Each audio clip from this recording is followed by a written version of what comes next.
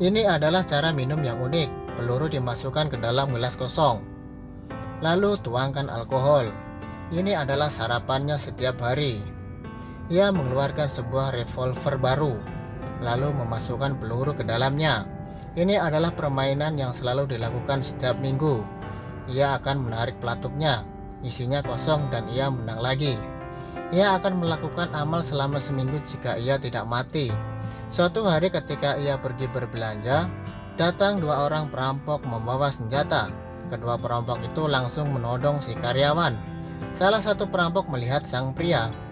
Ia menodongkan senapan ke punggungnya. Sang pria membalikkan badan.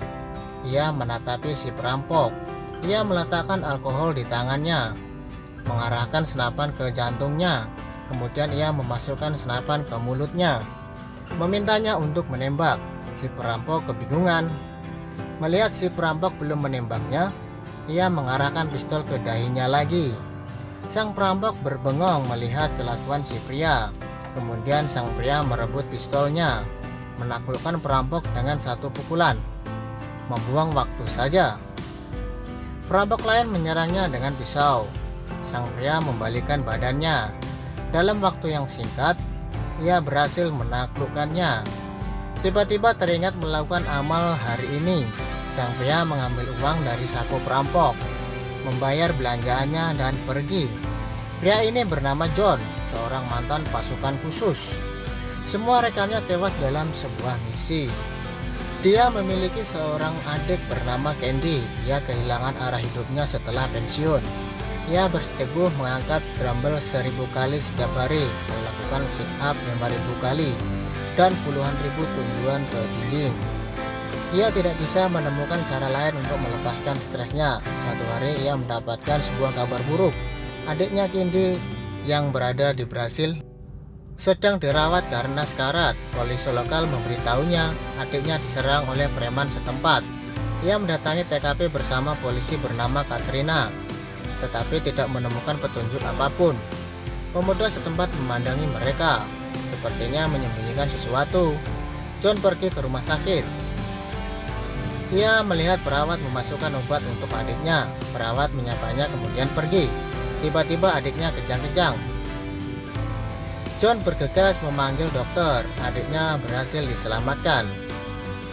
Setelah diselidiki, perawat itu bukan dari rumah sakit ini. John murka.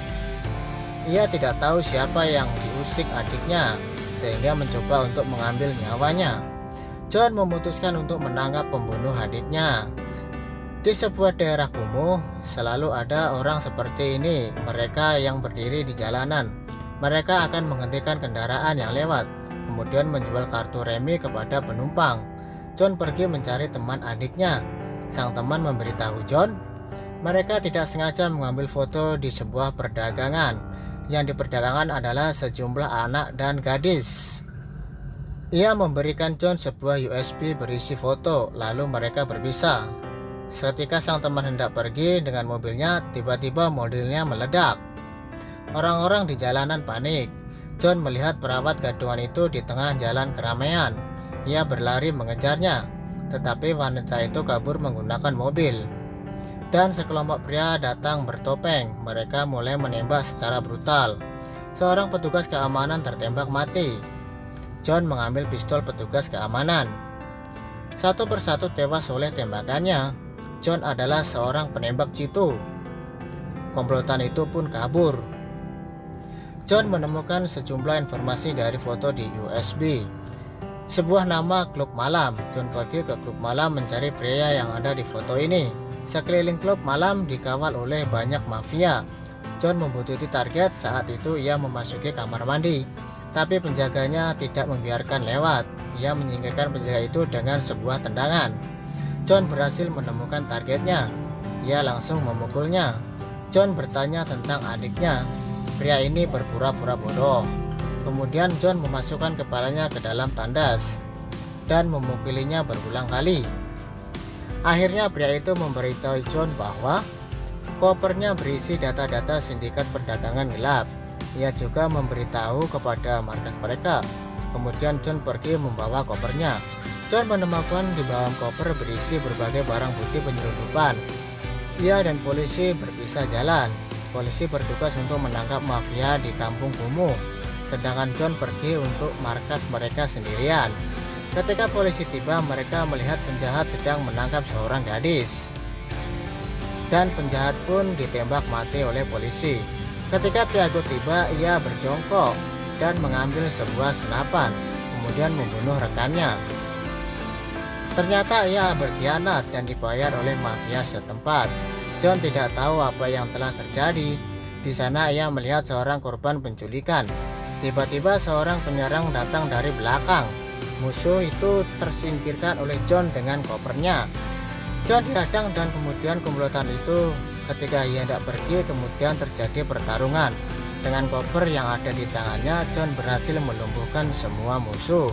Kemudian polisi pun datang. Mereka mendatangi gudang tempat anak-anak ditahan, tetapi tidak ada seorang pun. Mereka telah berpindah. Karena tidak ada bukti yang lengkap, Tiago menyuruh John pulang dan menunggu kabar.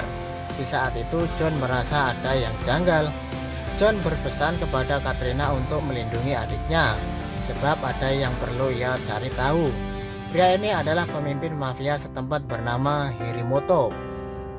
Terhadap anak buahnya yang berbuat salah, ia mengeluarkan sebilah pisau dan menghabisinya dengan pisau itu.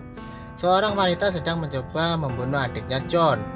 Katrina tiba tepat waktu dan menembak mati wanita itu. John membutuhkan Tiago ke sebuah pelabuhan. Di sana ia menemukan anak-anak yang telah diculik. Dan ia juga baru tahu jika Tiago terlibat. Dia menelpon untuk meminta bantuan terlebih dahulu. Kemudian ia beraksi. John memasuki gedung.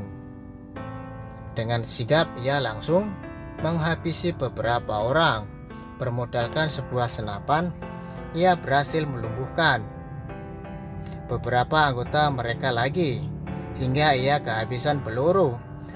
Tanpa peluru, ia terpaksa bertarung dengan tangan kosong. Melihat situasi ini, Tiago pun bertarung dengan John. Tetapi Tiago bukanlah lawannya. Sekejap ia langsung babak belur. Kemudian Tiago mengambil sebuah rantai. Rekannya pun menatap John dengan tajam. Tiba-tiba Hirimoto muncul dengan satu tebasan. John terluka dan mengeluarkan darah. Pertarungan pun dimulai. John menghindari serangan demi serangan, mencari kesempatan untuk melakukan pukulan. Ia membalikkan badan dan melakukan tendangan. Ia meraih leher Tiago dan memukul wajah dengan keras. Di saat itu Hirimoto menyerang dengan belakang, dan John pun berhasil menghindari serangan Hirimoto.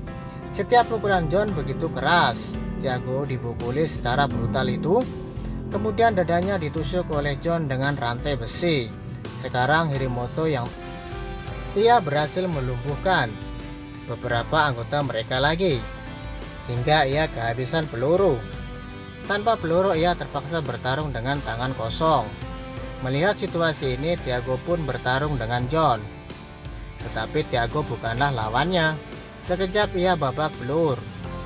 Kemudian Tiago mengambil sebuah rantai. Rekannya pun menatap John dengan tajam. Tiba-tiba Hirimoto muncul. Dengan satu tebasan, John terluka dan mengeluarkan darah. Pertarungan pun dimulai. John menghindari serangan demi serangan, mencari kesempatan untuk melakukan pukulan.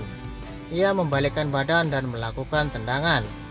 Ia meraih leher Tiago dan memukul wajah dengan keras. Di saat itu Hirimoto menyerangnya dari belakang, dan John pun berhasil menghindari serangan Hirimoto. Setiap pukulan John begitu keras. Tiago dipukul secara brutal itu. Kemudian dadanya ditusuk oleh John dengan rantai besi. Sekarang hanya Hirimoto yang tersisa. John mengambil dua pipa besi. Sepertinya Hirimoto tidak berpeluang untuk menang. John menyerangnya dengan besi. Hirimoto pun bersimbah darah. Pertarungan pun berakhir. Tak lama kemudian polisi tiba. John berhasil membawa anak-anak itu.